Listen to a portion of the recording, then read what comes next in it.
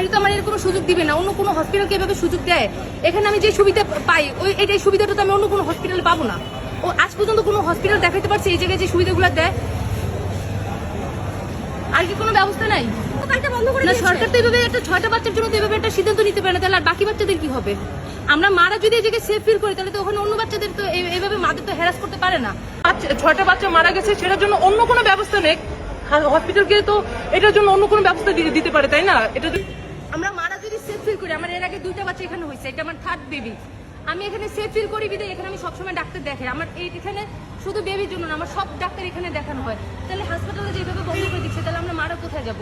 এখানে মা শিশুর যেভাবে চিকিৎসা করা হয় এটা তো অন্য কোনো হসপিটালে করা হয় না। এবার এখানে যেভাবে চেক করা হয় এটা তো অন্য কোনো হসপিটাল এভাবে চেক করা হয় না। তাহলে আমি এই হসপিটাল ছাড়া তো আমি যে এত বাচ্চা মারা গেছে, কয়টা সরকার কোন হসপিটালের নিছে ব্যবস্থা নিছে? আজ পর্যন্ত একটা তো হামের বাচ্চার চিকিৎসা ঠিক মতো নেয় না।